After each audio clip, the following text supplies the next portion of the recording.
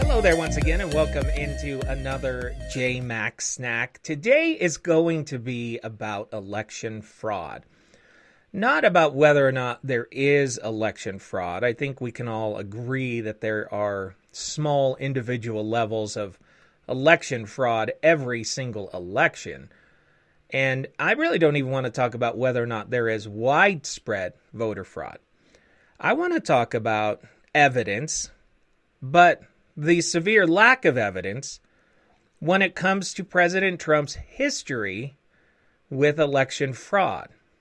And the reason I want to talk about this is because so often I get into discussions on social media, and I know you're like, Jay, don't engage the trolls. Well, I do, because I try and turn them. You know, it's all part of my plan to get them over to my side. And oftentimes I at least get them to acknowledge certain facts and certain truths, but also it's good practice for me to know what the allegations are, to know what the claims are, and if somebody hits me with something that I haven't seen or heard, then that gives me a chance to go and research it. And so I find the process to be very valuable, even though so many of the people that I engage with seek to just tear me down, call me names, make fun of my mother, you know, all of the usual things, why I remain respectful. And whether they know it or not, I learn from the conversations. Because if they do hit me with something that I haven't seen, I'm glad. And I proceed to research it. And I adjust if I need to adjust. But specifically in this JayMac Snack, I want to talk to you about President Trump's long history of voter fraud allegations. Because this is one of the things I will ask people online. Why do you believe President Trump now, when he's been making claims about election fraud for a very long time, and he has yet to provide any evidence to a court of law that I'm aware of? Now, I say that as somebody who has read every single court case that has been filed, and I can tell you that there are two things going on. There's the evidence that Trump and Giuliani are presenting in the court of public opinion, and then there's the evidence that they're presenting in the court of law. And they don't match. They're not even close. I've told you about this. So if you are an objective bystander and you hear the President of the United States claim election fraud, do you think that it would be appropriate? Do you think that it would be wise to go back and assess his history on the topic? I think that that's the perfect thing to do. I think past performance is the best predictor of future performance or future results.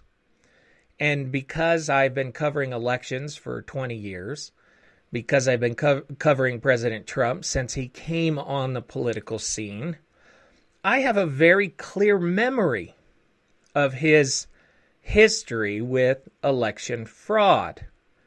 And so what I wanted to do is share that history with you today. And then you can add it to your collective, whatever you want to call it, your thinking, and decide for yourself, is this just more boisterous claims where he has yet to present evidence in a court of law, or is there something there? And again, I'll leave it for you to decide. But as near as I can tell, it started back in November of 2012. President Trump had endorsed Mitt Romney, remember that? And he tweeted about an apocryphal report of voting machines switching Romney votes to Obama. Previous to that, he had warned supporters in October to be careful of voter fraud. Now, when questioned about how he came up with this belief, or was there any evidence of such voter fraud, he gave nothing. A big fat squadouche. So that was 2012, 8 years ago. Then in February 2016, President Trump repeatedly chalked up his narrow loss to Senator Ted Cruz. This is during the primary in the Iowa caucus to voter fraud. During this time, he pushed vague, unsubstantiated claims that Ted Cruz had cheated. And now Ted Cruz is like, I'll defend you in the Supreme Court. He said Ted Cruz cheated and stole the election. And he demanded either a new election or that the results should be nullified. This is in a Republican primary. There was cheating and election fraud. This is before President Trump even won the nomination. Then in November of 2016, lo and behold, President Trump won. He won the Electoral College. But that wasn't good enough for President Trump because he didn't win the popular vote. So that's when he tweeted baseless allegations again. And the reason we use the word baseless is because when you make an allegation of fraud, it is incumbent upon you to provide the evidence. How did you come to that conclusion? What evidence is there to support your claim? You have a duty, if there is election fraud, to bring that forward. He claimed that millions of people voted illegally in 2016. He said, quote, serious voter fraud in Virginia, New Hampshire, and California. That's in November of 2016.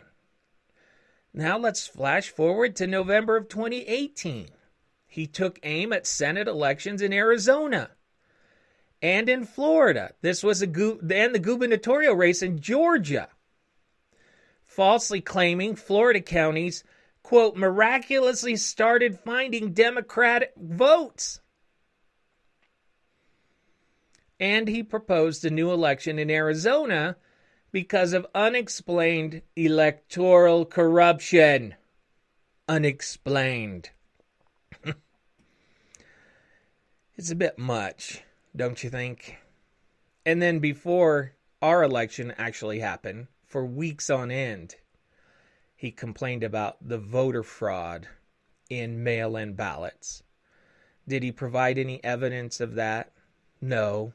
Oh, and by the way, after the 2016 claims of voter fraud, when he didn't win the popular vote, his own government, his own administration convened an investigation into voter fraud.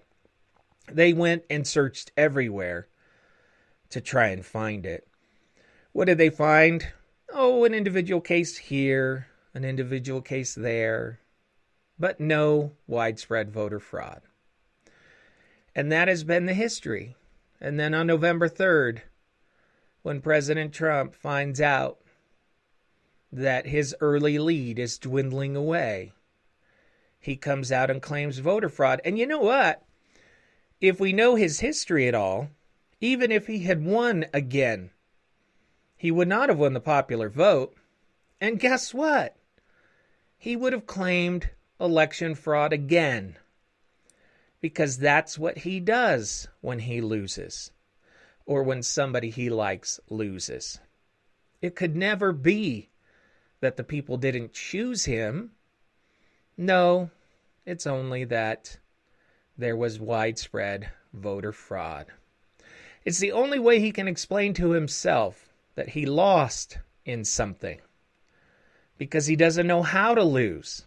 He's the sorest loser perhaps in United States history. And here we are to date. And if you have read the court cases like I have, you would know that since 2012, this man, our president, has yet to present any valid evidence of voter fraud in a court of law. They presented plenty out to the court of public opinion, but for some reason, that information is not making it into a court of law. Now, why is that? All of these challenges and all of these courts have been about process, procedure, irregularities. No fraud. None of the things you're hearing about Dominion are making it into a court. None of the videos that you're seeing, the thousands of affidavits, they're not making it into a court of law. And isn't that strange? And if you're somebody who is still believing this man, I must ask why.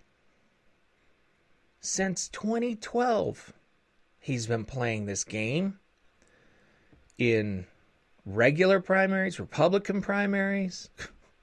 To Ted Cruz. Did Ted Cruz cheat? Come on now. At what point are you going to accept the real truth? At what point, my friends? That is my question. And while you think about that, please take a minute and become a patron of this podcast. Just scan the QR code that you see on the screen. You can help me out with a monthly donation of $5 or more. We have great little rewards for you if you come in at different levels, or if you can just help me out one time. Then scan the other QR code and help me out one time. Or you can click on the description in the podcast link or wherever you're viewing this particular broadcast. With that, I hope you have a wonderful day and more JayMac Snacks to come.